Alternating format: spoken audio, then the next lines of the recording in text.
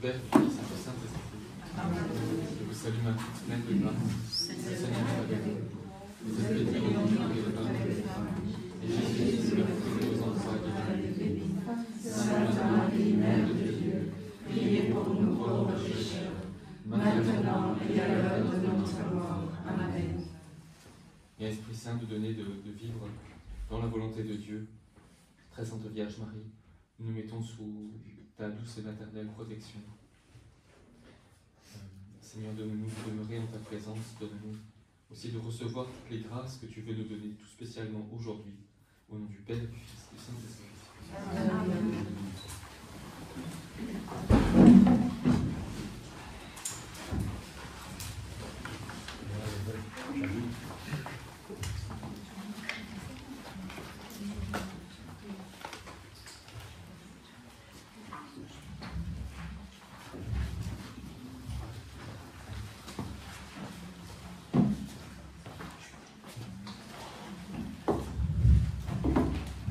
Voilà. Aujourd'hui, nous allons rentrer dans un thème très particulier dans la divine volonté, qui sont les 24 heures de la Passion. On peut dire que c'est vraiment dans la colonne vertébrale de la divine volonté. Donc c'est l'une des choses importantes. Une des choses importantes, bien sûr, c'est de lire les livres du ciel. Ça, c'est primordial. Deuxièmement, ce sont les rondes. Et alors les 24 heures. On va dire que ça, c'est l'ensemble global de la divine volonté. Ici, en fait, ce qui s'est passé, voilà, je ne fonctionne pas comme la plupart des personnes pour faire un enseignement dans la divine volonté. C'est-à-dire que les gens, en général, ont une formation, sont formés pour donner un enseignement de la divine volonté, et on dit, voilà, on fait comme ça, comme ça. Moi, je ne fonctionne pas comme ça. Ça ne marche pas. Pourquoi? Parce que c'est vraiment le Seigneur qui me donne le sujet pour la journée.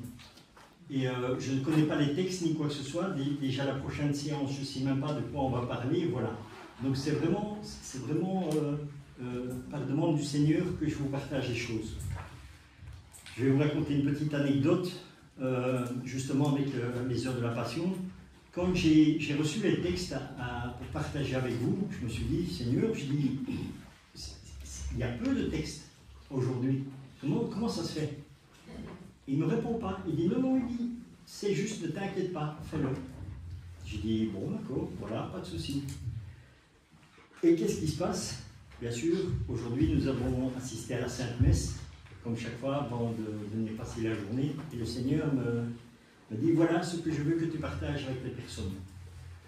En fait, nous allons aborder un sujet qui est très douloureux. Et qu'est-ce qui se passe? Aujourd'hui, en plus, vous voyez comme le Seigneur fait bien les choses. Aujourd'hui, l'Église fait mémoire de Saint-Pierre et Saint-Paul. D'accord? Et un jour, le Seigneur m'a donné un enseignement en disant « L'évangélisation parfaite est un prêtre et un laïc. » Les deux ensemble. Pourquoi? Parce qu'il se réfère aussi dans l'Évangile, il est dit « Où 2 ou 3 sont réunis en mon nom, je suis au milieu d'eux. » Donc ça c'est déjà une première chose. Maintenant ici, pourquoi est-ce qu'on vient avec cette introduction ici? Donc je ne le savais même pas moi-même, mais c'est pour vous faire comprendre les choses, parce que la douleur, ça concerne tout le monde. Et voilà comment le Seigneur agit, et comment nous devons agir avec Dieu et nous laisser guider par Dieu. En fait, à l'heure actuelle, bon pour l'instant je ne vais pas rentrer dans les détails, mais je vais vous le dire, je vis une très très grande croix. Et quand je sais que c'est une grande croix, c'est quelque chose de terrible. Et j'ai reçu un passage d'évangile où Jésus me dit, pars avec ça et commence à expliquer aux gens. Donc, pour que cette épreuve, si je la vis en tant que chrétien, simple chrétien, je vais la vivre très très mal. Parce qu'il n'y a absolument aucune bonne nouvelle dedans, dans cette épreuve. Et Jésus me dit, regarde comment cela fonctionne en dehors de la divine volonté. Tu sens l'état dans lequel tu es. Maintenant, regarde la même situation dans la divine volonté. Et on va partager donc une lecture de l'Évangile. Et dans l'Évangile, on va aller à Marc, au Marc 4 et au verset 35. Et il est dit, qu'est-ce qu'il s'est dit? Ce même jour, sur le soir, Jésus leur dit, passons de l'autre bord. Après avoir renvoyé la foule, ils l'emmenèrent dans la barque où il se trouvait. Et il y avait aussi d'autres barques avec lui. Et il s'éleva un grand tourbillon et les flots se jetaient dans la barque, au point qu'elle se remplissait déjà.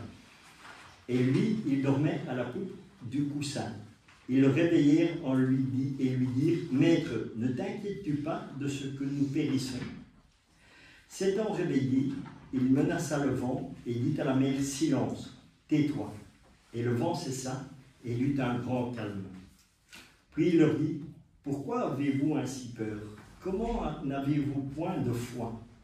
Ils furent saisis d'une grande frayeur et ils se dirent les uns aux autres, « Quel est donc celui à qui obéissent même le vent et la mer ?» Pourquoi on fait ce partage ici de la parole de l'Évangile?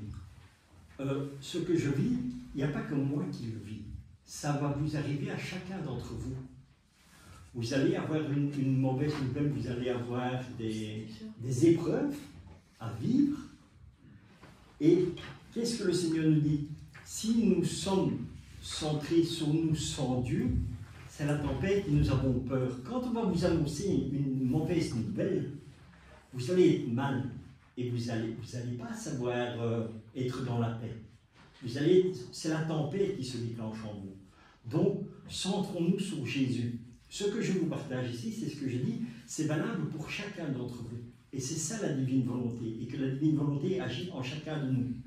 Si nous accueillons les mauvaises nouvelles simplement sans Dieu, ou en étant de simples petits chrétiens sans connaître réellement Jésus, quand il y a quand je dis des grandes épreuves, on ne va pas la passer. On va être très mal, on va tomber parce que non seulement la personne va vous donner une mauvaise nouvelle, en général c'est des médecins qui vont vous donner une mauvaise nouvelle, et puis tout l'entourage sur le côté va dire « Oh mais ça c'est encore plus grave » et vous allez vous enfoncer. Il n'y a pas quelqu'un qui va vous réconforter, mais Dieu oui. Donc c'est ça l'importance de se retourner toujours vers Dieu. Et encore, un autre passage d'évangile où on peut vraiment le prendre pour nous. D'ailleurs, le Père Grégory l'a dit aujourd'hui à la Sainte Messe. Donc c'était en Matthieu 14, versets 22 à 33. Et là, qu'est-ce qu'il nous dit? Donc, je ne vais pas lire l'évangile, mais comme ça vous avez la référence. Donc c'est Matthieu 14, versets 22 à 33. C'est au moment justement où les apôtres sont sur la barque et Jésus il vient. Et Jésus il dit ne vous inquiétez pas, c'est moi. Et Pierre dit mais si c'est toi Seigneur, dis-moi de venir. Et qu'est-ce qu'il fait? Pierre il sort de la barque. Tant qu'il est centré sur le regard de Dieu, il n'y a aucun souci. À partir du moment où son regard n'est plus sur Dieu, qui va sur l'eau, il coule. Et alors là, quand il coule, il appelle Dieu. Eh bien, c'est exactement la même chose pour nous. Quand on vous donne une mauvaise nouvelle, ne restez pas fixé sur la mauvaise nouvelle, parce que la mauvaise nouvelle, c'est la mer. Mais pensez à Jésus qui est là et qui vient vers vous. Donc, centrez-vous sur Jésus. Sortir de la mauvaise nouvelle, ça peut être comment? La mauvaise nouvelle, ça peut être représenté aussi par la barque. Et comme ça ne va pas, on dit Seigneur, on veut venir auprès de toi parce qu'on ne supporte pas cette douleur, on ne supporte pas cette souffrance. Et là, à partir du moment où notre regard est centré sur Dieu, aucun souci. Mais si nous rentrons, nous regardons vers la mer, donc si nous écoutons les problèmes que nous avons, on coule. Ce n'est pas une question non plus de faire abstraction des problèmes et tout ça. Mais vous verrez qu'en étant fixé sur Dieu, ça sera beaucoup plus facile. Hier, j'avais rencontré le Père Marie Chonin et il avait dit une belle parole à la fin de sa messe en disant le mot de revoir à tous les pèlerins qui étaient là. Il a dit, quelle que soit la croix que vous avez, la souffrance que vous pouvez avoir, n'ayez pas peur parce que vous êtes toujours dans l'amour de Dieu.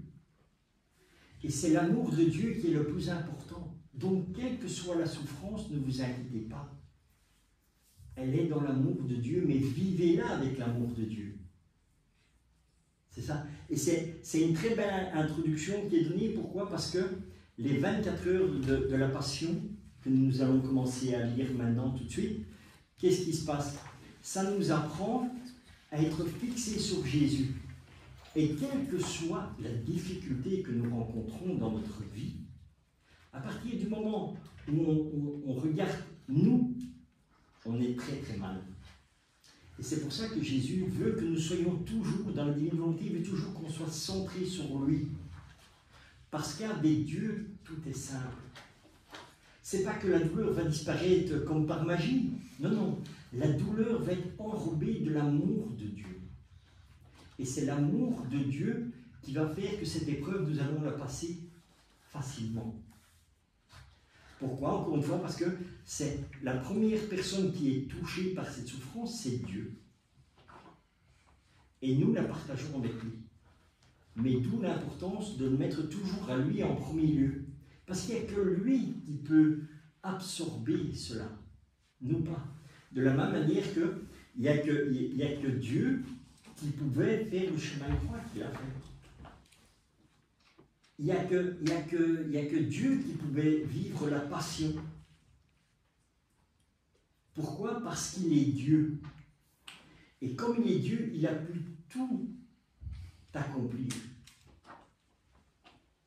Et il nous permet à nous de vivre cela avec lui. Parce que, ici, dans les 24 heures de la Passion, la différence qu'il y a avec les autres, les grands mystiques qui ont reçu les messages et tout ça, ici, Jésus nous fait vivre à l'intérieur de lui ce que lui vit réellement dans la Passion. Ce que dans Anne-Catherine Emmerich, vous voyez les choses telles qu'elles sont décrites, mais on ne sait pas ce que Jésus vit intérieurement. Et c'est pour ça que la méditation des heures de la Passion dans la divine volonté, c'est vraiment quelque chose qui va nous faire prendre conscience de tout ce que Dieu a fait et a subi pour nous. Voilà donc l'importance, et de comprendre que la souffrance avec Dieu est complètement différente de si on prend cette souffrance nous-mêmes. Parce que on peut avoir, moi aussi, hein, j'ai mal au dos, ou j'ai mal au bras, ou j'ai ci ou c'est là. Ça veut dire quoi? Je suis centré sur moi. Et dès que je dis, ouais Seigneur, c'est vrai, moi je me plains, et puis je regarde le crucifix. Et quand je regarde le crucifix, je dis, mais Richard, de quoi tu te plains? Regarde Jésus sur la croix, et puis je dis, pardon Seigneur, c'est vrai. Voilà. Et là, vous allez voir que directement, ça agit en nous. Voilà, le Seigneur est là, à partir du moment où nous sommes centrés sur lui. Voilà. C'est l'amour de Dieu qui va tout apporter, la paix et l'amour. Mais c'est pas pour ça que nous allons y dispenser de la souffrance. Et la méditation des heures de la Passion, c'est vraiment quelque chose qui va nous aider, parce que c'est ça que Jésus, en fait, il demande là, dans les livres du ciel. On peut voir, d'ailleurs on l'a vu sur une journée précédente où on parlait de la croix, où il parlait beaucoup de la croix. Et ici, vraiment, Jésus nous dit, médite une heure de ma passion tous les jours. Pourquoi? Parce que cette heure que nous méditons de la passion tous les jours nous aide à nous personnellement à passer nos difficultés. Et non seulement les difficultés que tu auras ce jour-ci, mais aussi les difficultés qui seront dans l'avenir. Parce que tu auras pris l'habitude de vivre la passion avec Jésus. Parce que c'est une grâce que Jésus nous donne, cette participation aux 24 heures de sa passion. Voilà, ça c'était l'introduction que le Seigneur avait partagée ici à la Sainte Messe et qu'il voulait que je vous partage.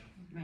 Vous voyez, parce que c'est toujours en rapport avec l'Écriture. En fait, toute la vie de n'importe quelle personne est dans l'Évangile, est dans la Sainte Écriture. Donc, vous avez toujours la bouée de secours, comme on dit. Et c'est ça le plus important. Donc, nourrissez-vous de la parole de Dieu et vous verrez qu'avec la divine volonté, vous allez y avoir une compréhension complètement différente. Et un approfondissement, un enracinement en Dieu, en fait. Et c'est ça le plus important. Parce que Jésus, est venu pour nous sauver, pas pour que nous soyons perdus. La souffrance, il ne veut pas que nous souffrions, mais notre vie est dans la souffrance à cause de quoi? À cause de nos péchés. À cause des péchés de l'humanité. C'est un tout en fait. Et bien, pour traverser ces difficultés, ces souffrances, Jésus dit, médite les heures de ma passion.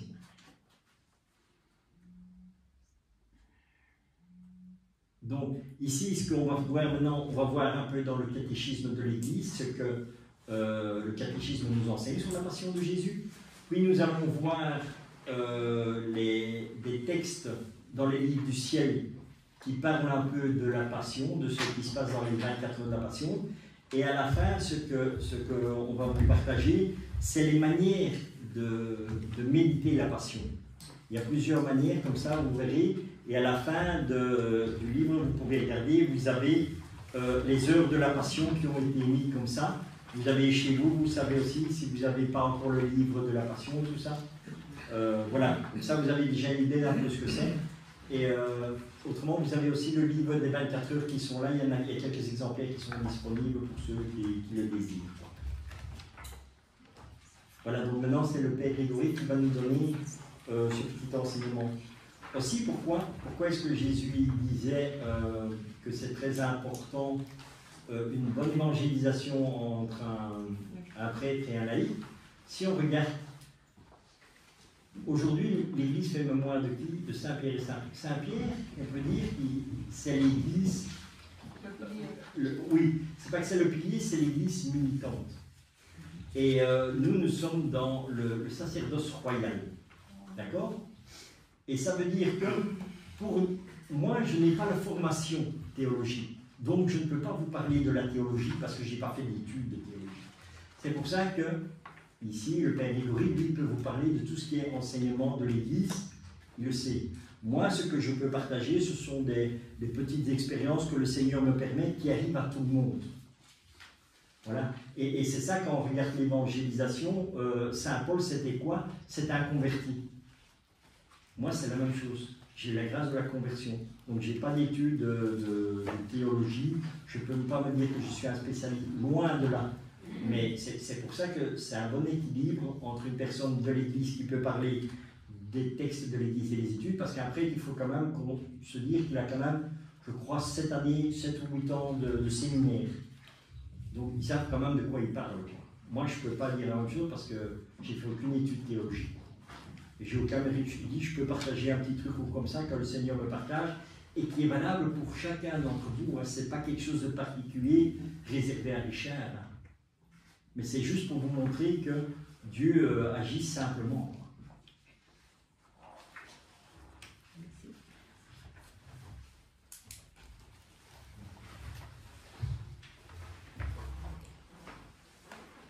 On commence. Comme à chaque fois, on a une partie avec le catéchisme de l'Église catholique. Alors, le numéro 440, Jésus a accueilli la profession de foi de Pierre qu'il reconnaissait comme le Messie en annonçant la passion prochaine du Fils de l'homme. Matthieu 16. Il a dévoilé le contenu authentique de sa royauté messianique à la fois dans l'identité transcendante du Fils de l'homme, qui est descendu du ciel, et dans sa mission rédemptrice comme serviteur souffrant. Le Fils de l'homme n'est pas venu pour être servi, mais pour servir et donner sa vie en rançon pour la multitude.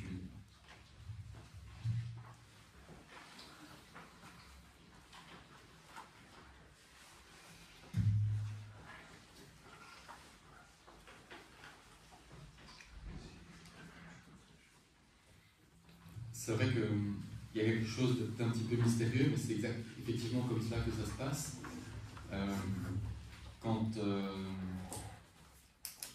Jésus annonce, il reçoit la profession de foi de Pierre, qui va lui dire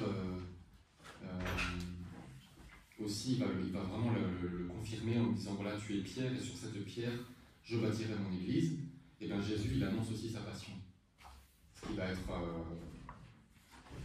à ce moment-là, ce qui est déstabilisant, vraiment pour Pierre. À ce moment-là, il ne comprend pas. c'est quelque chose que peut-être qu'on n'a pas entendu tellement développer, mais c'est comme si le lien entre l'autorité et la mission qui sera celle de Pierre. Jésus lui dit: tu es Pierre, sur cette pierre je bâtirai mon église. Eh bien, il existe bien directement avec aussi la passion de Jésus. Et de fait, Pierre lui aussi connaîtra le témoignage par le martyr. Il annoncera en fait Jésus dans un monde qui ne le reçoit pas, ou qui ne le reçoit que dans une certaine mesure, et à un moment donné, il sera mis à mort parce que il annonce Jésus vivant.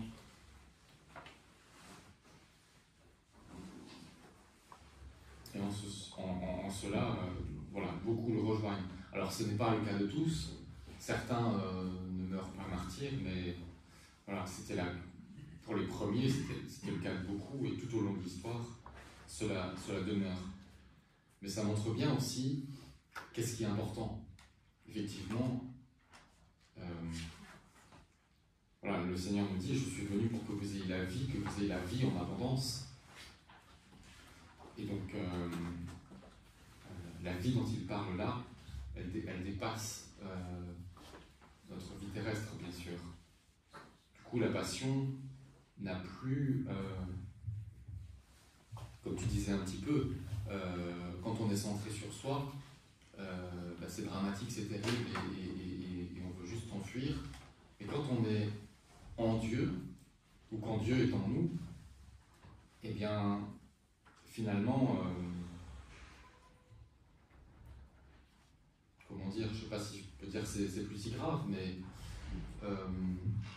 quelque part, on arrive à être un petit peu indifférent à ça. C'est pas qu'on s'en fiche, c'est pas qu'on prend ça avec légèreté. On est résigné. Comment? Résigné. Oui, résigné, je sais pas, c'est que on est confiant. On reste en paix, et même dans une certaine joie, malgré les épreuves, la souffrance, la passion. Parce que finalement, on sait qu'il y a cette perspective dans la vie et dans le monde, et qu'on a confiance en Dieu. Et donc si on doit passer par la passion, on passe par la passion, et on rend grâce à Dieu. C'est vraiment cette confiance. C'est pas qu'on est inconscient ou qu'on s'en fiche, c'est que vraiment on a bien conscience que notre tout n'est pas dans le fait d'éviter la douleur, ou de préserver notre petite vie ici-bas, parce que de toute façon on sait bien qu'on ne la préserve pas. Et on a cette perspective qui est en Dieu. Alors, numéro 539, les évangélistes indiquent le sens salvifique de cet événement mystérieux. Jésus est le nouvel Adam, resté fidèle là où le premier a succombé à la tentation. Jésus accomplit parfaitement la vocation d'Israël, contrairement à ceux qui provoquèrent jadis Dieu pendant 40 ans au désert. Le Christ se révèle comme le serviteur de Dieu totalement obéissant à la volonté divine. En cela, Jésus est vainqueur du diable. Il a ligoté l'homme fort pour lui reprendre son butin. La victoire de Jésus sur le tentateur au désert anticipe la victoire de la passion, obéissance suprême de son amour filial au Père. Voilà, là est un peu plus explicité l'enjeu en réalité. On voit bien que l'enjeu, c'est pas d'éviter la passion. L'enjeu, c'est d'être fidèle à Dieu. L'enjeu, c'est de ne pas suivre le tentateur, le diable, celui qui veut nous perdre. L'enjeu, c'est justement de rester dans la vie avec un grand V que Jésus, que Dieu lui-même nous donne et nous offre. Mais voilà qui veut dire rester avec lui, rester confiant en lui, rester dans son amour. Voilà, justement, c'est ça que Dieu veut et qu'il nous montre, c'est l'amour qui est victorieux. C'est jamais le mal, ni le mal ni le malin. C'est l'amour de Dieu qui est la victoire.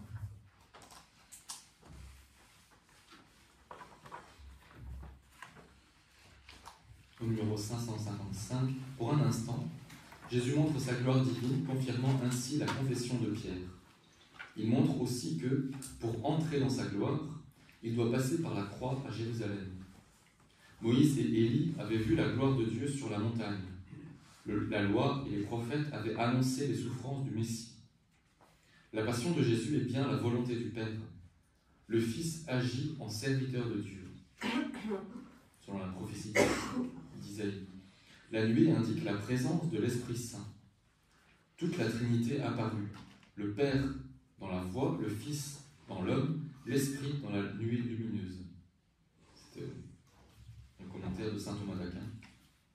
Tu t'es transfiguré sur la montagne, et autant qu'ils en étaient capables, tes disciples ont contemplé ta gloire, Christ Dieu, afin que lorsqu'ils te verraient crucifié, ils comprennent que ta passion était volontaire et qu'ils annoncent au monde que tu es vraiment le rayonnement du Père. Un passage de la liturgie byzantine pour la fête de la Transfiguration. Je peux peut-être lire le suivant, le numéro 568. On parle toujours, comme vous l'avez compris, je pense, dès le début ici, de la transfiguration de notre Seigneur. La transfiguration du Christ a pour but de de fortifier la foi des apôtres en vue de la passion. La montée sur la haute montagne prépare la montée au calvaire. Le Christ, tête de l'Église, manifeste que son corps contient et rayonne dans les sacrements l'espérance de la gloire. Oui, l'espérance de la gloire. Et on peut donner ce passage encore. Jésus est monté volontairement à Jérusalem tout en sachant qu'il y mourrait de mort violente à cause de la contradiction de la part des pécheurs. Voilà, donc on a vraiment ce lien qui est fait, que l'on voit assez naturellement dans les Écritures.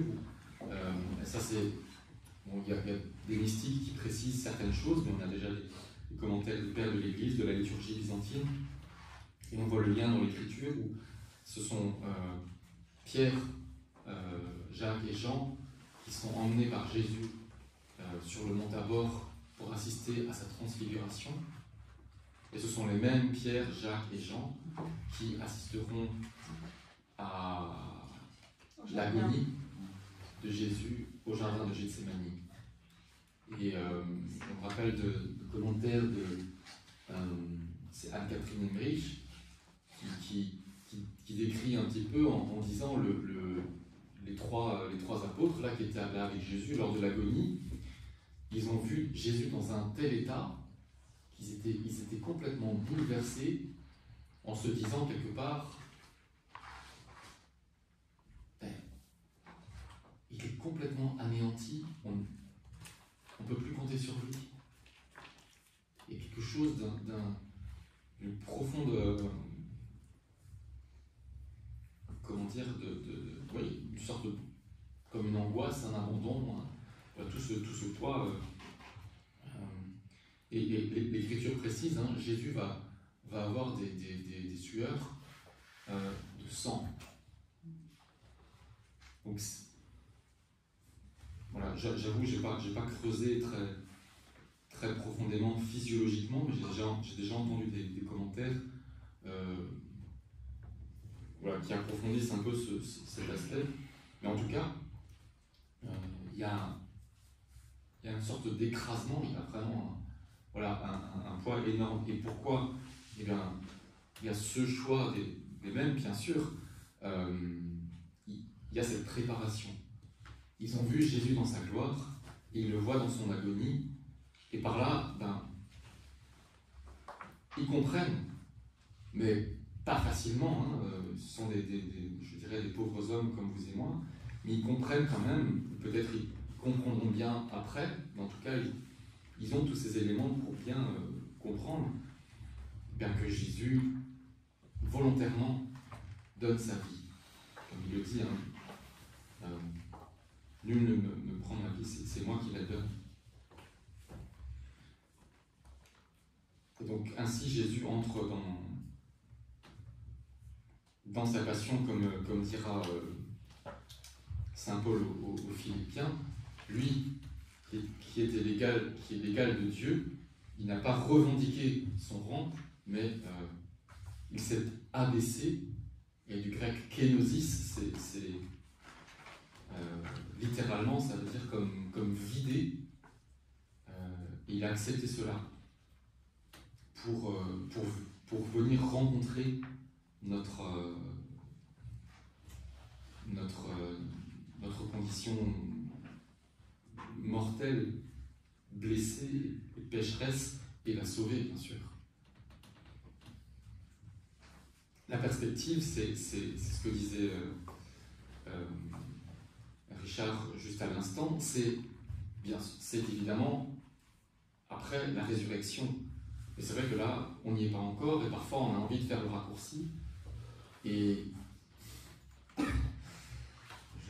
j'avoue que parfois, peut-être, je suis aussi, comment dire, je peux m'arriver de partager cette envie, et on la comprend bien évidemment. Mais elle n'est pas, comment dire, elle n'est pas réaliste, elle n'est tout simplement pas possible.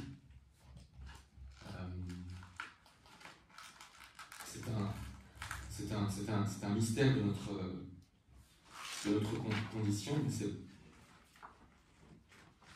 par la souffrance tout spécialement que l'amour finalement se prouve, que l'amour se donne, que l'amour se rend le plus vif. Et d'une certaine manière, il triomphe. C'est bien par sa passion que Jésus, disons, c'est en sa passion que l'amour de Jésus nous sauve. Alors on comprend après dans ce numéro 569, j'ai volontairement pas lu la phrase qui est après, pour la lire maintenant. Les Juifs ne sont pas collectivement responsables de la mort de Jésus. C'est un sujet un tout petit peu différent, mais ça découle tout naturellement de savoir que, en fait, la raison de toutes ces souffrances, ce sont tous les péchés. Et bien, tous les péchés. Donc évidemment, pas seulement les péchés des Juifs, mais en particulier les nôtres aussi. Et donc c'est toute l'histoire que Jésus assume dans sa passion. Et c'est toute l'histoire, et c'est tous les êtres humains, tous les temps, qu'il vient sauver dans cet acte à la fois unique et à la fois retentissant dans tous les temps. Et donc c'est pour ça précisément que l'on peut en circoncire la responsabilité circonscrire, merci, la responsabilité au contexte historique immédiat.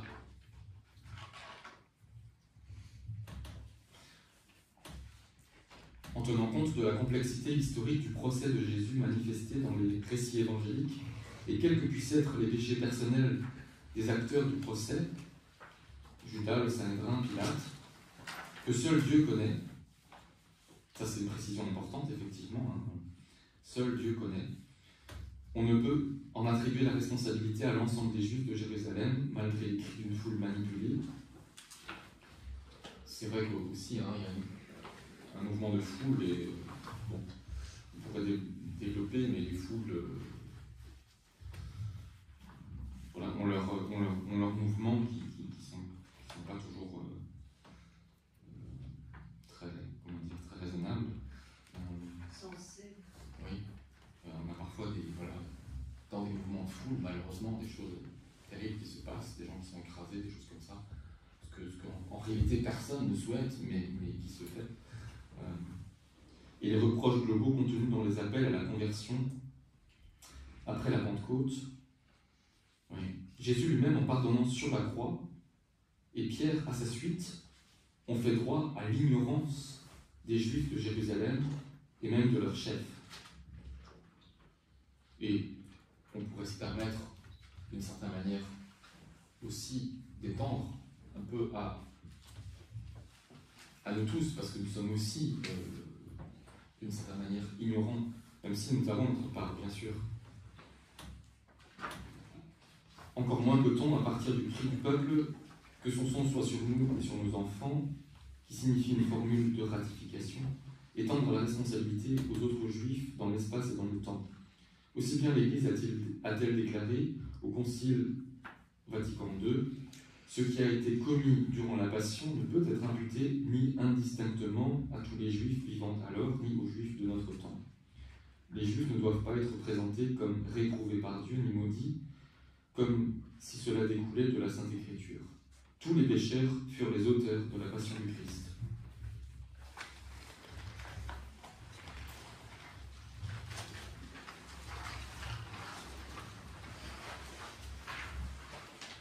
On peut continuer avec le numéro 598.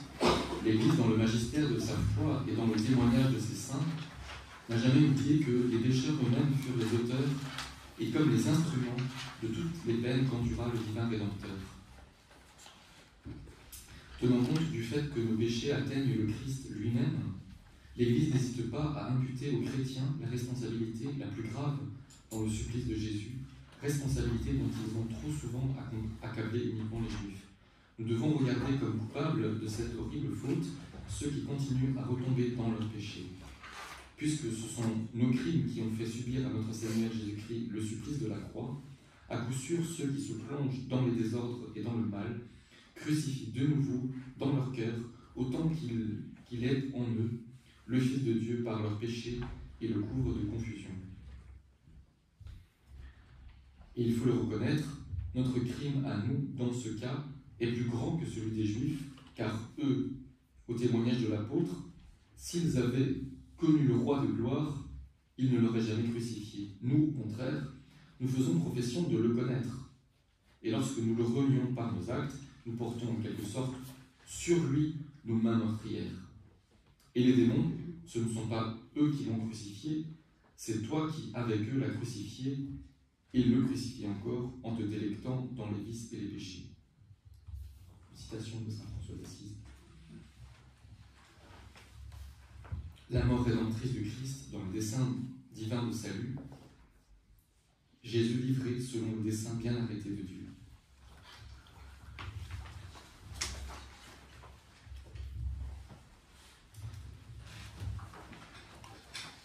Voilà, des choses un petit peu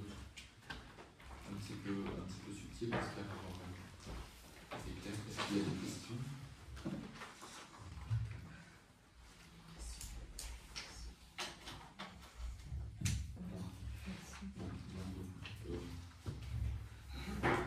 Entrons dans le vif du sujet maintenant, dans les livres du ciel. On était déjà dans le vif du sujet. Mais... J'ai une question. Oui. Quand vous parlez du dessein bien arrêté de Dieu. Ah, je reconnais la voix, mais je ne vois pas le visage. Le dessein. Ah oui. Vous parlez du dessein bien arrêté de Dieu, donc la mort rédemptrice du Christ dans le dessein divin du salut. Ça veut dire que quand Jésus s'est fait chair,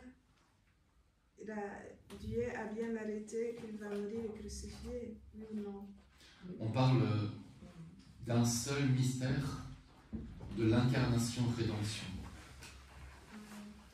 Et dans l'hymne aux Éphésiens, on voit, donc c'est au chapitre 2, si de mémoire, si je me souviens bien, je crois bien que c'est chapitre 2, oui, au début, parce que j'en parlais avant, lui qui est de Dieu, il n'a pas revendiqué, mais il s'est fait homme et il s'est fait serviteur, il a accepté la mort et la mort de la croix. Donc cela est d'une certaine manière récapitulé, voilà, montrant ainsi finalement, oui, l'unité de ce mystère, de l'incarnation, rédemption. Et donc, oui, il y a le dessein de salut de Dieu qui est dans une unité entre le fait que Dieu lui-même s'incarne, et donc la naissance de Jésus, enfin, qui commence d'abord avec l'Annonciation, et puis la passion et la mort de Jésus sur la croix. Donc c'est en un seul mystère et tout cela est cohérent du fait que Dieu vienne parmi nous, soit l'un de nous, comme dit Saint Jean aussi dans le prologue. Au commencement était le Verbe, et le Verbe s'est fait chair, il est venu parmi nous, et les siens ne l'ont pas reconnu, mais il dit aussi, voilà, et il donne à tous ceux qui l'ont reconnu de devenir enfants de Dieu. Et donc, oui, c'est dans une unité d'un mystère que Jésus à la fois s'incarne, souffre, meurt et ressuscite pour notre salut. Juste une petite parenthèse ici, parce que là tantôt, il y avait une dame qui est venue me trouver pour savoir où est-ce qu'elle pouvait faire les méditations des heures de la Passion. Il faut savoir qu'il y a Philippe qui est là, et lui et son épouse organisent, je pense que c'est une fois par mois, hein, Philippe, si tu peux le dire, les heures de la Passion à Marais-Bray. C'est pour la dame qui se trouve derrière toi, Joël. Là. Je vais demander. Aussi à Babiou. Et alors tu peux venir avec nous à Marais-Bray. On est quoi, parfois passé, on était une trentaine, mais parfois on est 6 ou 7. Donc ça dépend. Mais tous ceux qui veulent peuvent venir avec nous vivre les heures de la Passion, les 24 heures. Donc c'est toutes les 24 heures. Voilà, c'est vrai que c'est vraiment une participation très active et qui touche beaucoup, qui donne beaucoup de fruits. Donc ceux qui veulent peuvent venir à Marais-Bray. Voilà. Donc, comme ça. Sur le lieu. Pendant 24 heures, oui, donc tous les mois, en général, c'est le premier jeudi de 5h du soir jusqu'au vendredi à 5h du soir. On vit chaque heure, comme dans le livre des heures de la Passion. Voilà. On lit, chacun à son tour, lit une heure de la Passion, et puis on reste en prière devant le Saint-Sacrement, en adoration, et on fait ça toute la nuit jusqu'au lendemain à 17h. Voilà. Mais bon, tout le monde n'est pas obligé de rester toute la nuit. On a aussi une chambre avec un lit. Hein. Donc ça c'est clair que selon ce qu'on ressent et selon nos forces, on peut rester toute la nuit ou pas. On va dormir 1 heure ou 2. Bon, voilà, chacun est libre, hein, on ne force personne. Mais c'est vraiment très riche. Et donc vous pouvez venir. Et la même chose va se faire à Banneux. On vient d'apprendre lors de notre retraite. Ça se fait à Banneux aussi, les 24 heures de la Passion. Donc si vous voulez plus de renseignements, vous inscrire, vous pouvez, c'est mon épouse Jacqueline qui s'occupe des inscriptions. Elle est là? Elle n'est pas là aujourd'hui, mais bon, ça je peux vous donner les coordonnées, son téléphone. Ce serait bien de diffuser les coordonnées et les conditions et tout ça. Hein. D'accord. Exact, pour savoir comment on peut diffuser ça. Ça va. Voilà.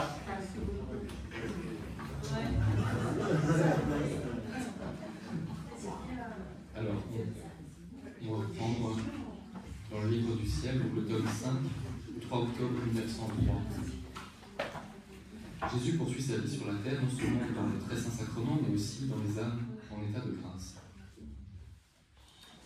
Je méditais sur l'heure de la Passion où Jésus quitta sa mère pour aller à la mort, plus précisément au moment où Jésus et Marie se bénirent l'un l'autre. Je fis réparation pour ceux qui ne bénissent pas le Seigneur en toutes choses et qui, même, l'offensent. Je priais aussi pour que Dieu multiplie les bénédictions qui nous sont nécessaires pour nous conserver dans la grâce. Je m'efforçais de suppléer à ce qui manque à la gloire de Dieu à cause de la négligence des créatures, à bénir Dieu en toutes choses. Pendant que je faisais cela, j'ai senti Jésus remuer en moi et me dire « Ma fille, quand tu réfléchis sur la bénédiction que j'ai accordée à ma mère réfléchis aussi au fait que j'ai béni chaque créature. Tout a été béni. Leurs pensées, leurs paroles, leurs battements de cœur, leurs pas et leurs actions faites pour moi. Absolument tout a été marqué de ma bénédiction. Tout le bien que peut faire la créature a déjà été accompli par mon humanité, et ainsi, tout a été divinisé par moi. Il poursuit, ma vie se continue vraiment sur la terre, non seulement dans le très saint sacrement, mais aussi dans les âmes qui vivent dans ma grâce. Les créatures ne peuvent embrasser tout ce que j'ai fait, leur capacité étant limitée. Ainsi, dans telle âme, je continue ma réparation, dans telle autre, ma louange, dans telle autre, mes actions de grâce, dans telle autre, mon zèle pour la sainteté des âmes, dans telle autre, mes souffrances, et ainsi de suite. Suivant la qualité avec laquelle les âmes sont unies à moi, je développe ma vie en elles. Imagine quel chagrin me causent les créatures qui, pendant que je veux agir en elles, ne font pas attention à moi. Après, elle disparut et je réintégrai mon corps. Un passage qui est très beau ici dans ce texte aussi, c'est « Ma fille, quand tu réfléchis sur la bénédiction que j'ai accordée à ma mère, réfléchis au fait que j'ai béni chaque créature. » Pourquoi c'est quelque chose de très important? Parce que si nous faisons attention, donc Jésus fait la bénédiction, mais quand Jésus meurt sur la croix, qu'est-ce qu'il fait? Il nous donne la Vierge Marie comme maman. Et comme elle est mère de l'humanité, par la bénédiction de Jésus, par l'acte que Jésus fait à ce moment-là, toute la création de Dieu reçoit la bénédiction. Donc nous, en tant que créatures, nous sommes bénis à cet instant. Les âmes qui vivaient avant reçoivent aussi cette bénédiction. Donc, les âmes avant Jésus reçoivent cette bénédiction, les âmes présentes et les âmes futures. Donc nous, au moment où Jésus pose cet acte à ce moment-là, nous-mêmes nous sommes bénis, alors que nous ne sommes pas encore sur terre. Et c'est ça qu'il faut bien faire toujours attention aux enseignements que Jésus dit, parce que c'est à une profondeur qu'on ne peut même pas réaliser. Parce qu'on dit, oui, il nous a donné la Vierge Marie comme maman à la croix. Et on croit que c'est quelque chose d'anodin. Mais c'est extraordinaire, en fait. Et on ne se rend pas compte. Et c'est ça que je dis, d'où l'importance de toujours lire les livres du ciel, vraiment, et pour approfondir cette connaissance. Parce que il faut pas essayer de comprendre les choses si on veut venir par notre réflexion. Parce que si tu veux tout comprendre, tu ne comprendras rien. Jésus le dit dans l'ensemble des livres du ciel, vous ne pouvez pas tout comprendre parce que tout est divin et vous êtes humain. Donc si quelqu'un essaye de réfléchir pour savoir ce qu'est les livres du ciel, ce qu'est la divine volonté, il va perdre son temps, quoi. Parce que humainement, on ne peut pas. Jésus le dit, tout est divin et nous sommes humains. Mais en lisant, donc sans essayer de comprendre quoi, nous entrons en Dieu, Dieu entre en nous et tout se met sur notre âme. Et quand le Seigneur voit où est-ce qu'il est le cheminement, où est-ce que nous en sommes, c'est lui-même qui va nous éclairer à la compréhension de ce qui est écrit dans les livres du ciel, à la compréhension de la méditation des 24 heures. C'est ça qu'il faut comprendre.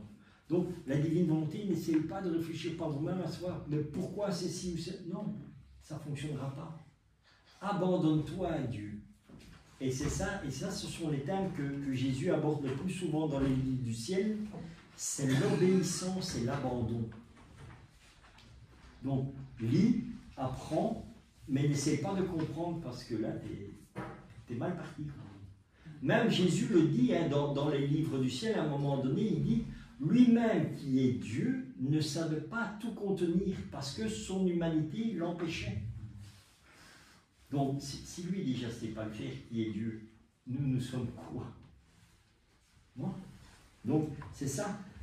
Lisons, essayons d'avancer petit à petit et en son temps, le Seigneur nous éclaire. Donc, avançons vraiment comme des enfants. La divine volonté se vit comme un enfant. Hein. C'est ça qu'il faut comprendre. Jésus il dit dans l'Évangile, laissez venir à moi les petits-enfants. C'est quoi? L'enfant, il va s'abandonner, il va écouter ce que son père lui dit. Et son père va toujours lui donner que des bonnes choses. Eh bien, avec Dieu, c'est pareil. Dieu, il est là vraiment pour nous sauver, pour faire que nous arrivions à la destination d'où nous sommes partis, c'est-à-dire au ciel, de retourner en Dieu.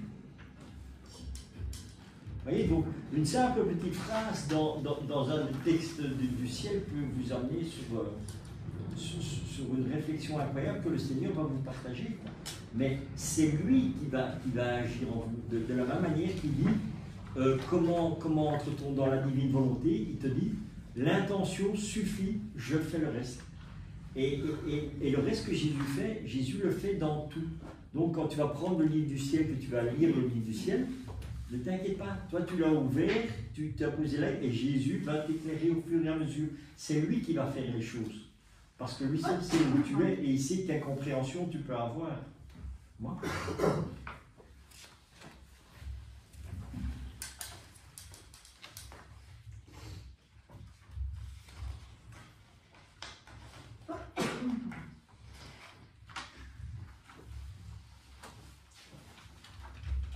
Du tome 9, le 4 octobre 1909. On doit renoncer à ses propres pensées pour faire ce que Jésus veut. Je poursuivais dans mon état d'affliction à cause de la perte de mon bon Jésus. Comme à l'accoutumée, j'étais complètement occupé à méditer sur les heures de la Passion. J'en étais à l'heure où Jésus fut chargé du lourd poids de la croix. Le monde entier m'était présent, passé, présent et futur. Mon imagination semblait voir toutes les fautes de toutes les générations, oppressant et écrasant le bienveillant Jésus, si bien que comparé à tous les péchés, la croix n'était qu'un brin de paille, l'ombre d'un poids. J'essayais de me serrer contre Jésus en lui disant « Vois ma vie, mon bien, je viens me tenir ici au nom de tous. Vois-tu toutes ces vagues de blasphème? Je me tiens ici pour te répéter que je te bénis au nom de tous. Combien de vagues d'amertume, de haine, de mépris, d'ingratitude et de manque d'amour. Je veux te consoler au nom de tous, t'aimer au nom de tous, te remercier, t'adorer et t'honorer au nom de tous. Cependant, mes réparations sont froides, misérables et limitées, alors que toi, l'offensé, tu es infini. Par conséquent, je veux rendre infini mon amour et mes réparations.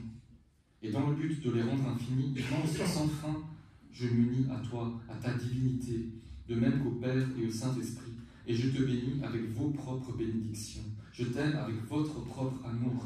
Je te console avec votre propre douceur. Vos propres douceurs. Je t'honore et t'adore comme vous le faites entre vous, les divines personnes. Qui pourrait dire ce qui sortait ainsi de mon intelligence, bien que je ne sois bonne qu'à dire des sottises? Je n'en finirais pas si je voulais tout dire. Quand je fais les heures de la Passion, je me sens comme si, avec Jésus, j'embrassais l'immensité de son œuvre. Et au nom de tous, je glorifie Dieu, je répare et implore pour tous. Il m'est difficile de tout dire. Une pensée me vint. Tu penses au péché des autres et que dis-tu des tiens? Pense aux tiens et répare pour les tiens. Alors j'ai essayé de penser à mes maux, à mes grandes misères, à mes privations de Jésus causées par mes péchés. Ainsi distraite des choses habituelles de mon intérieur, je pleurais sur ma grande infortune. Sur ces entrefaites, mon Jésus, toujours aimable, bougea en moi, et il me dit d'une voix sensible: veux-tu être l'arbitre de toi-même? Le travail de ton intérieur est le mien, non le tien. Tu n'as qu'à me suivre, le reste, je le fais moi-même. Tu dois cesser de penser à toi, ne rien faire d'autre que ce que je veux.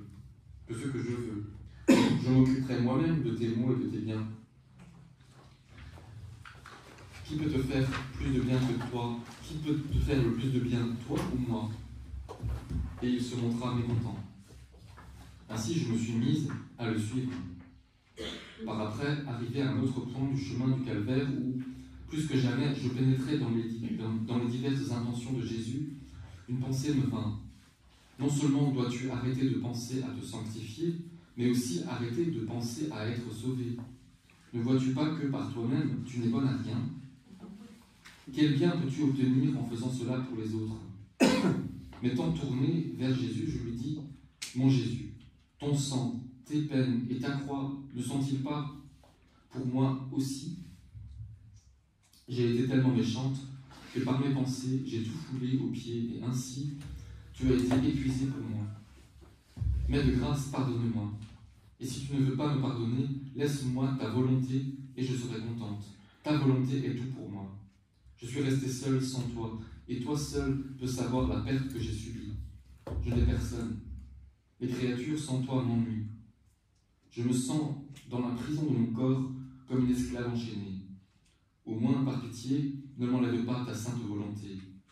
En pensant à cela, je me distrayais de nouveau de ma méditation, et Jésus me dit d'une voix forte et imposante, « Tu ne veux pas arrêter ça? Veux-tu gâcher mon travail en toi ?» Je ne sais pas, c'est comme s'il avait fait taire ma pensée. Ensuite, j'ai tâché d'arrêter ça et de le suivre.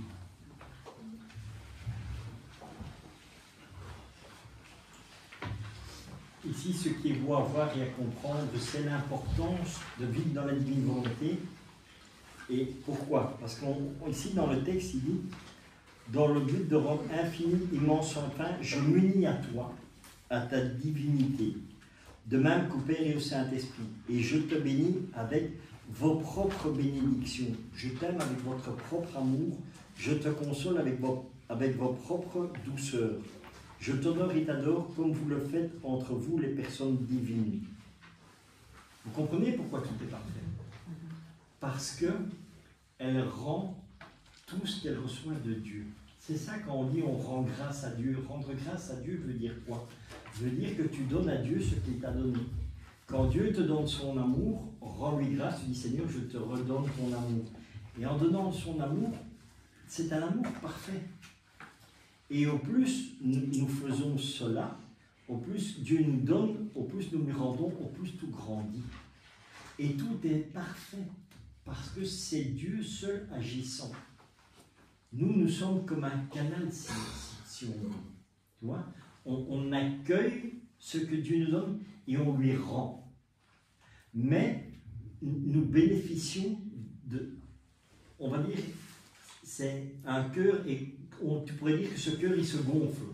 Donc Dieu te donne son amour, toi tu le réceptionnes, et puis tu dis Seigneur, je te rends ton amour.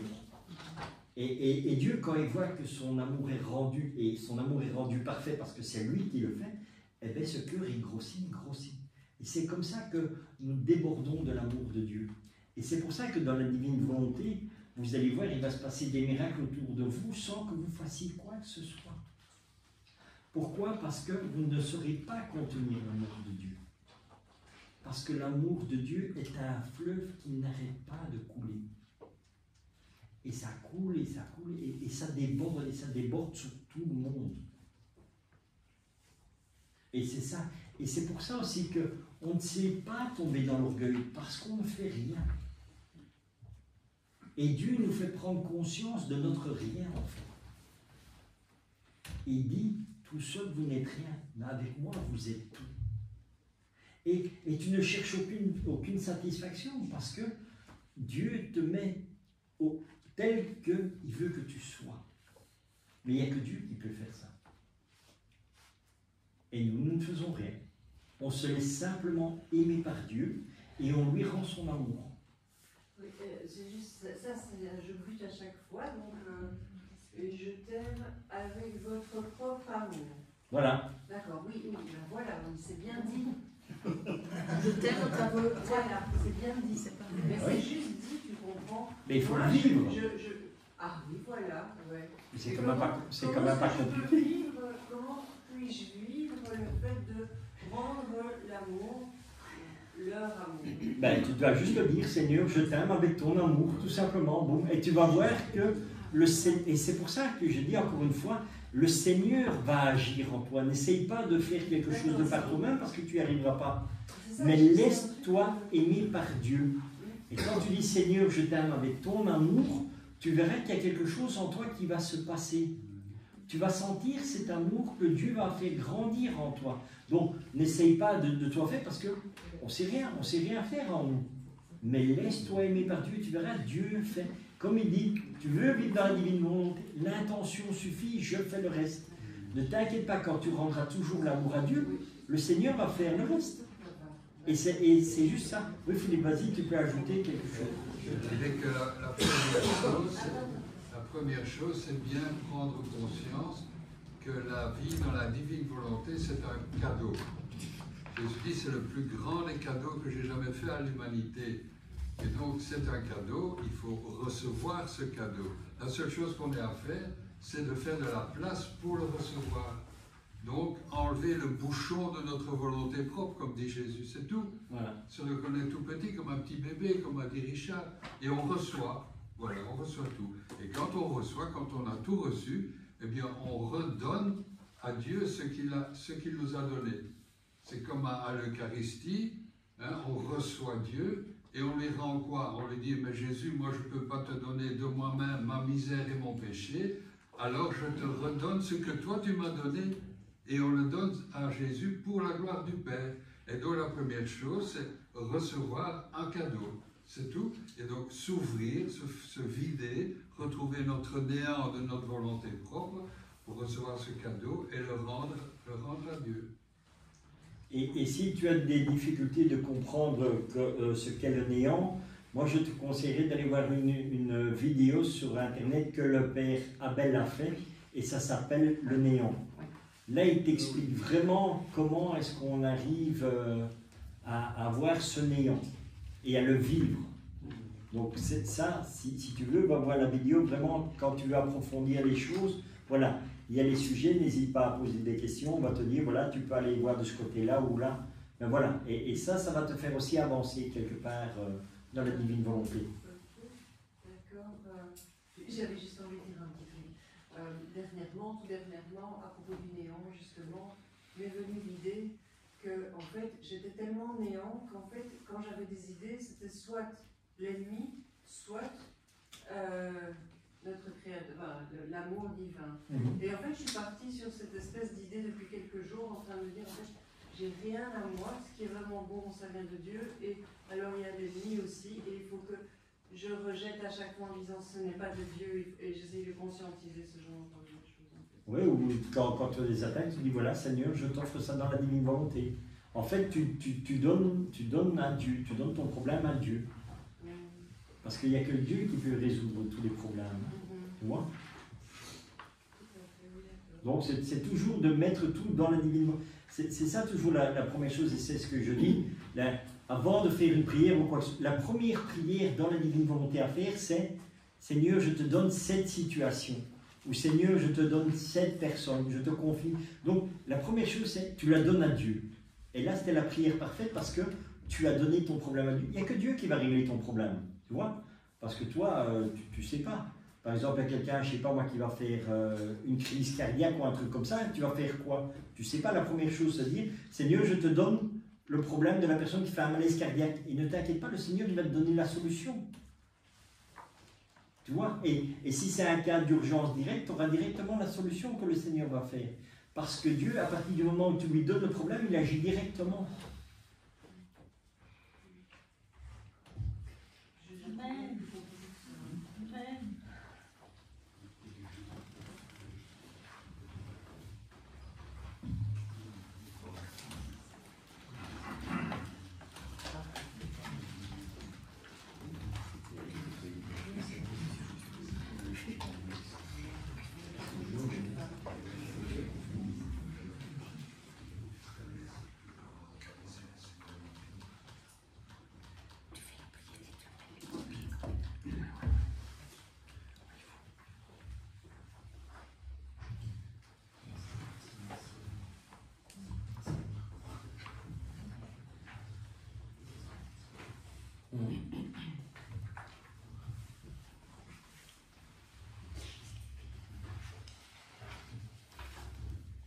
Ça va?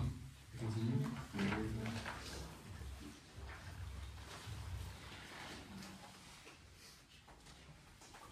Du tome 11 du 10 avril 1913. La valeur et les effets des heures de la passion, Jésus veut qu'on les limite. L'amour de Jésus est un feu qui détruit le mal et donne vie au bien.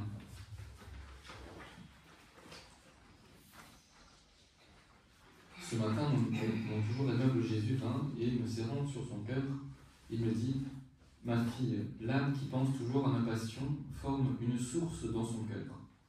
Plus elle continue de penser à ma passion, plus cette source s'agrandit. Et comme les eaux de cette source sont pour tous, cette source coule pour ma gloire et au profit de cette âme et de toutes les autres âmes. Je lui dis, dis-moi, mon Dieu, quelle récompense donneras-tu à ceux qui font les heures de la passion de la manière que tu m'as enseignée? Il me répondit, ma fille, je considérerai ces œuvres non pas comme faites par eux, mais comme faites par moi. Selon leur disposition, je leur donnerai les mêmes mérites et les mêmes effets que si j'étais en train de souffrir ma passion. Cela, même pendant leur vie sur la terre. Je ne pourrais pas leur donner une plus grande récompense. Puis au ciel, je placerai ces âmes devant moi, et je leur lancerai des flèches d'amour et de contentement, autant de fois qu'elles auront fait les heures de ma passion. Et elles me rendront l'appareil. Quel doux enchantement ce sera pour tous les bienheureux. Il ajouta, mon amour est feu, mais pas un feu matériel qui réduit les choses en cendres. Mon feu vivifie et perfectionne. Et s'il consume quelque chose, c'est tout ce qui n'est pas sain, les désirs, les affections et les pensées qui ne sont pas bonnes. C'est la vertu de mon feu, brûler le mal et donner la vie au bien. Si l'âme ne sent en elle aucune tendance au mal, elle peut être certaine que mon feu est en elle. Mais si elle sent du feu mêlé de mal en elle, elle peut douter que ce soit mon vrai feu.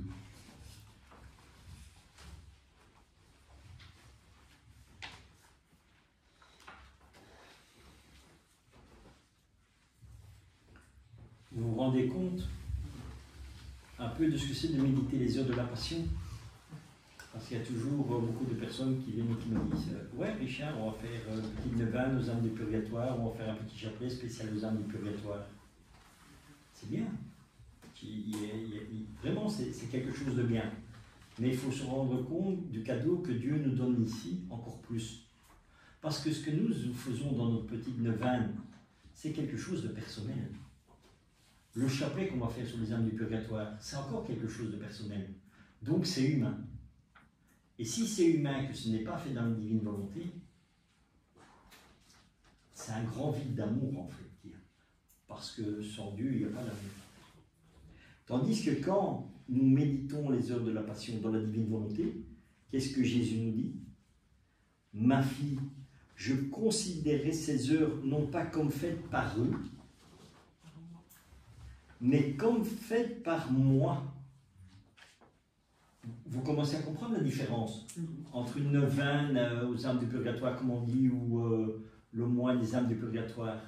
C'est bien, mais c'est humain. Tandis que maintenant, Jésus nous dit, moi je viens le faire. Et si c'est Dieu qui le fait, tout est perfection. Et il le dit,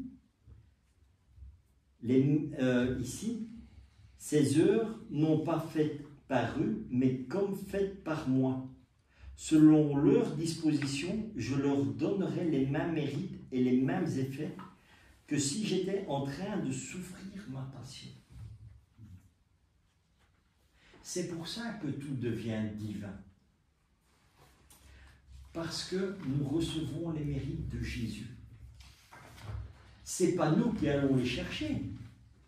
Parce qu'on ne sait pas les... C'est Dieu qui nous les donne.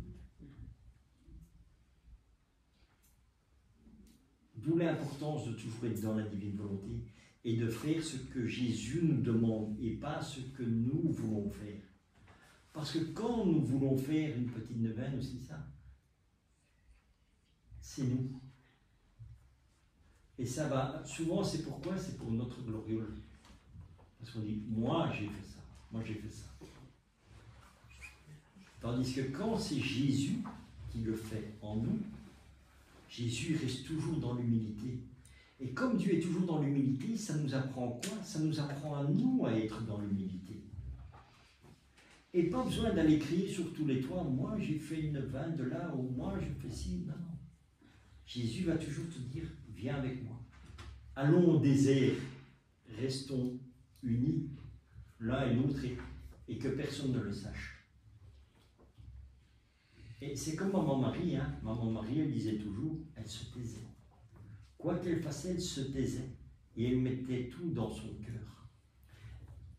Elle a vécu toute sa vie dans la divine volonté. Hein. C'est la seule personne qui avait vécu dans la divine volonté. Et encore une fois, c'est quoi? La divine volonté, c'est toujours l'humilité et souvent cachée.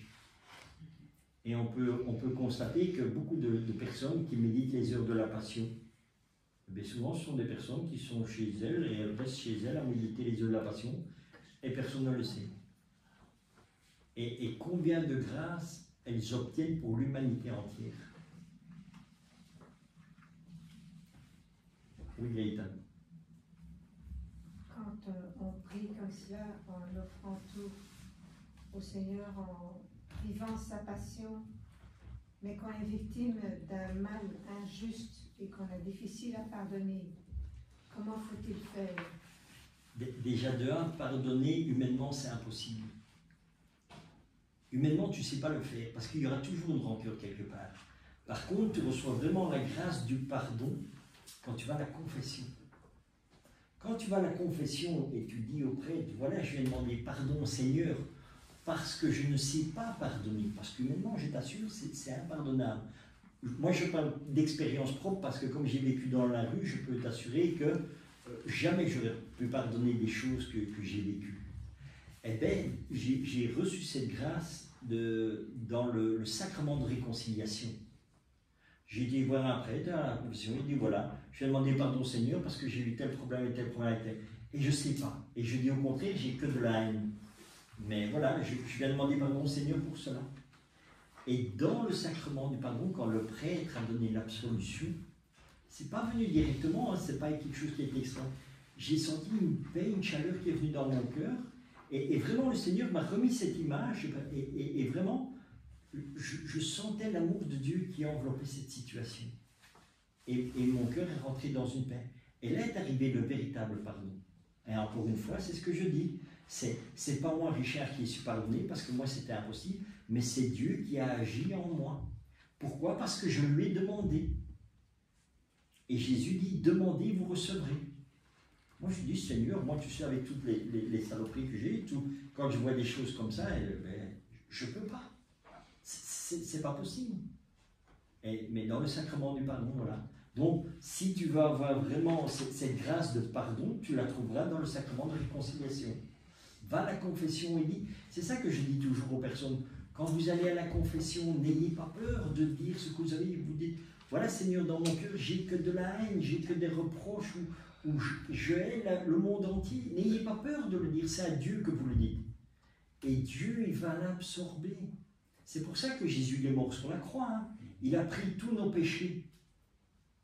Tu vois? Donc, il n'y a que lui qui peut encaisser. Donc, si tu as une colère, c'est pas grave. Va au confessionnal, écris même dans le confessionnal s'il faut. Donne ta colère, donne ta haine, donne tout à Dieu.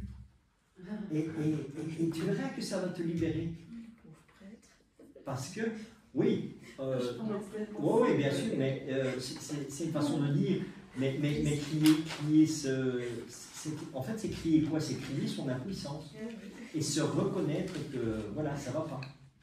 Je peux peut-être dire une petite chose par rapport à la remarque du pauvre prêtre. En vrai, bon, peut-être il y a quelque chose de personnel dans ce que je dis là, mais je pense que c'est partagé par tous les prêtres. Je crois que c'était Saint Jean-Paul II qui... oui, c'est Saint Jean-Paul II qui a, d'une certaine manière, si je puis dire, restauré un prêtre dans son ministère, parce qu'il avait beaucoup de doutes et il était sur le point d'abandonner, et d'ailleurs, depuis un moment déjà, il ne vivait plus son ministère, et c'est donc le pape qui à une occasion, l'a rencontré, et ayant su cela, il lui dit, écoute, je voudrais me confesser. Et le prêtre, qui n'exerçait plus, était très étonné, et bon, il a commencé par lui répondre, ah mais j'ai plus le pouvoir de donner l'absolution. Alors le pape lui répond, eh ben ça c'est pas grave, je te la donne. je te la donne. Et après, en fait, il a repris. Pourquoi je dis ça? C'est que c'est d'une certaine manière, en donnant le sacrement, et en particulier le sacrement du pardon, ben, le prêtre vit sa vocation. Et en fait, pour le prêtre, c'est très beau. Alors c'est vrai que d'un côté psychologique, on peut dire il entend des péchés, c'est bien ça l'objet de... Mais en même temps, le prêtre il est témoin, et si je puis dire témoin tout à fait privilégié, de la miséricorde de Dieu. C'est tellement beau. Il est aussi témoin finalement de l'humilité des pénitents, ce qui est très beau aussi. Donc, moi je peux dire, pour le prêtre, c'est surtout un émerveillement qu'il peut avoir devant ce qui se passe dans le confessionnal. Parce que c'est tellement grand et c'est tellement beau de voir l'humilité des gens. Et le prêtre, vous savez, c'est un homme aussi, il est comme vous, il est pécheur, et il a bien conscience de ce que c'est que la démarche de se confesser, de l'humilité que ça demande. Et quand il voit ça, parce qu'il le voit, lui, mieux que quiconque, si ce n'est Dieu, et ben voilà, tout ce qu'il peut faire, c'est vraiment rendre grâce à Dieu pour ça. Oui. Quand je reçois le sacrement de pénitence, c'est pas le prêtre, c'est Jésus en croix. Et quand je vais vers le Jésus en croix, je vomis.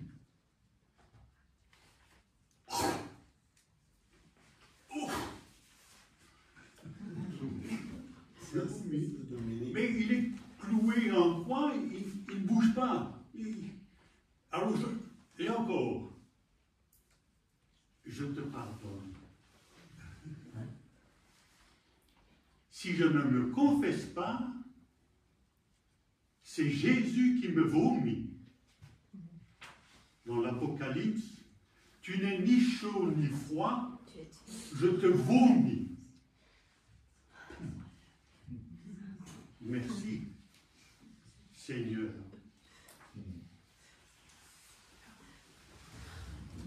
Amen.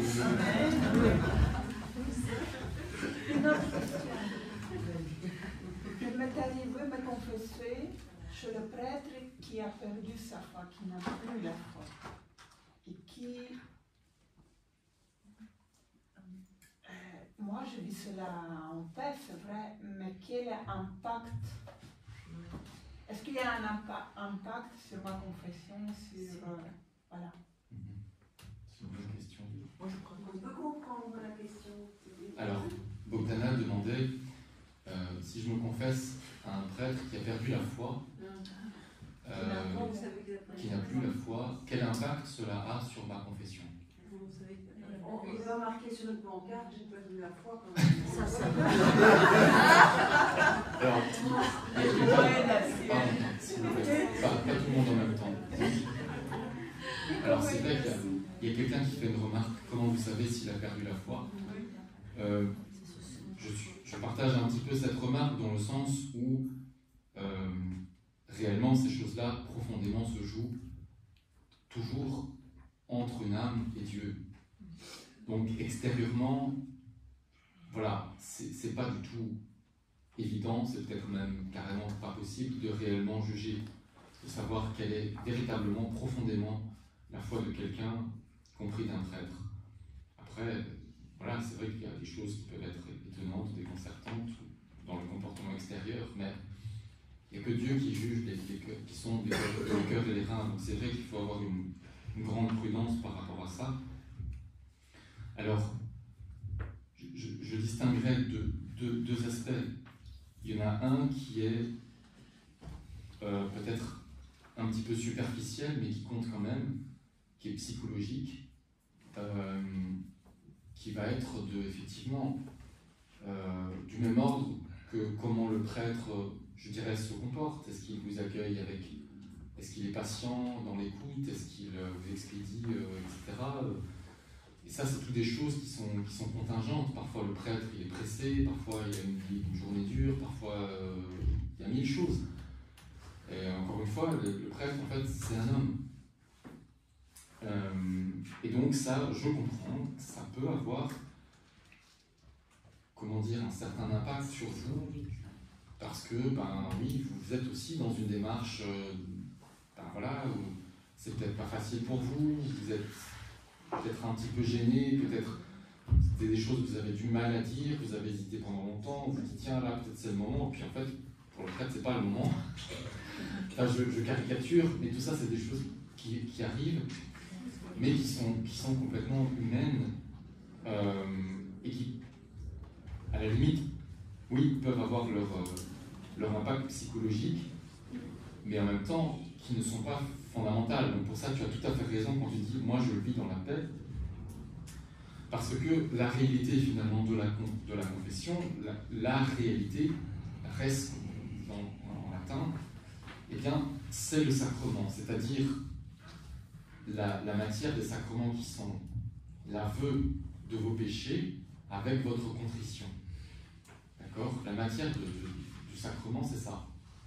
Chaque sacrement a sa matière. La matière du sacrement du pardon, c'est l'aveu de vos péchés et votre contrition, le fait que vous regrettiez ces péchés. Et ensuite, eh bien, c'est la parole du prêtre qui vous donne l'absolution. Voilà. C'est Jésus, en fait, par le prêtre, qui lui dit « Je te pardonne tous tes péchés ». Et quand il y a cela, le fait que ce soit bien un prêtre, voilà, c'est une condition aussi, eh bien, le sacrement est réellement là, indépendamment de l'état du prêtre. Tu disais s'il a perdu la foi, ça pourrait être la même question si le prêtre, par exemple, est en état de péché, ou des choses comme ça. Non, ça ne touche pas la réalité du sacrement. Ça ne la touche pas vraiment. Je vous préciserai, le prêtre a dit lui-même à moi qu'il ne croit pas que c'est le corps et le sang du Christ quand il célèbre la messe. Voilà. Mais et je comprends. Ensuite, c'est là que je dis donc il n'a plus la foi, il a perdu. Je dirais, enfin, je dirais simplement que je maintiens ce que j'ai dit avant, c'est-à-dire que il peut très bien y avoir une différence entre ce que le prêtre te dit, pourquoi il te le dit, et la réalité profonde de son âme. Mais en fait, ce que je veux dire, c'est que je ne sais pas, et je ne serai pas à même, moi, de juger. Ça lui appartient, ça appartient à ce qui se passe entre lui et Dieu. Après, je suis d'accord qu'en termes de témoignage, c'est bien dommage, parce qu'on se demande, on peut être déconcerté par une telle parole, je comprends très bien. Et je suis d'accord aussi que c'est peut-être pas le rôle d'un prêtre que de donner une telle parole. C'est un prêtre âgé. Mais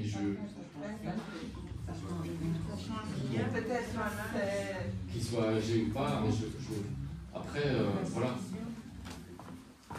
Moi, je dirais qu'il importe de prier pour une telle personne, mais on peut aussi vraiment avoir une profonde compassion, comme tu dis, le mettre dans la divine volonté. Et je ne sais pas, oui, avoir une compassion, vraiment. Jésus a eu la compassion pour tous les pécheurs. Il a donné sa vie pour eux, il a donné sa vie pour lui aussi. Et voilà, donc il y a là-dedans un mystère. Mais toi, en tant que pénitent, je dirais que ça ne t'appartient pas. Et l'important, la réalité vraiment du sacrement, encore une fois, c'est l'aveu de tes péchés, ta contrition, et le fait qu'il soit prêtre, et les paroles d'absolution qu'il te donne. Voilà. Et je dirais même, tu vois, dans la foi en Dieu et ses sacrements que tu peux manifester en te confessant, y compris à un prêtre qui peut-être a quelque part un témoignage qui serait un contre-témoignage, et bien ça peut aussi, d'une certaine manière, l'encourager et l'aider, lui, dans sa vocation. Même si ce n'est pas le but premier de ta confession, hein, c'est d'abord pour toi, le prêtre étant normalement à ton service, quoi. Au service de ta sanctification. Mais si toi, tu es capable, comme tu disais, de le vivre en paix, bien c'est aussi quelque part un service que tu peux aussi toi rendre à ce prêtre, comme d'aucuns ont déjà dit, donner ce conseil de se confesser au prêtre, ce qui leur donne aussi aux prêtres vraiment de vivre leur vocation. Ce qui est bien dans l'épreuve comme ça, tu vois, parce que moi je vous ai partagé là tantôt que le Seigneur m'a fait une grâce de vivre une très très grande souffrance. J'ai dit au Seigneur, et à travers cela, tu commences à m'éclairer, mais je voudrais savoir quel est le fond que tu veux m'apprendre, parce qu'il y a quelque chose que je dois apprendre de ça. On doit toujours en tirer une leçon. Il a dit, je suis en train, avec cette épreuve que tu vis, je suis en train de t'apprendre la compassion. La compassion. Parce qu'il m'a dit, l'une des plus grandes choses que j'ai toujours envers la créature, c'est la compassion. Ce que nous, êtres humains, nous n'avons pas. Tu vois, on n'a pas de compassion. Et Dieu, il a une très grande compassion. Parce que malgré tout le mal que nous faisons, il est toujours là pour nous restaurer, pour venir nous rechercher, nous repêcher à chaque instant. Et tu vois, de la même manière, comme quand Pierre il coule, et bien Jésus, qu'est-ce qu'il fait? Pierre il crie, Seigneur, et bien le Seigneur il met la main et il le tire. Tu vois, il est toujours compatissant, même si on fait des boulettes, parce que on peut dire, quelle est l'erreur que Pierre commet? En fait, il se centre sur la mer et plus sur Dieu. Et donc il se détourne quelque part de Dieu. Et bien, même qu'il se détourne de Dieu, Dieu est compatissant vers lui et il lui tend la main et le tire. Tu vois? Et c'est ça que nous devons apprendre. C'est aussi une des grandes choses que nous apprenons dans la divine volonté, que le Seigneur veut nous faire partager, c'est avoir cette compassion. Ça se passe quand Pierre se tourne à nouveau vers Jésus. Voilà. Et voilà, parce que bon, alors on peut le comprendre, on peut se dire pourquoi, c'est parce qu'il commençait à couler. Et voilà. mais c'est bien parce que tu vois, au moins il se tourne vers Dieu. Parce qu'il y a malheureusement, il y a des personnes qui coulent et ne vont pas se tourner vers Dieu. Soit qu'ils ne veulent pas se tourner vers Dieu, ou plus simplement encore, parce qu'ils ne connaissent pas Dieu. En ce moment-là, on peut les aider. Voilà. À connaître Dieu. Eh bien, je vous propose de faire la pause déjeuner. Voilà. Donc, on rend grâce à Dieu. Voilà, il n'y a pas de merci à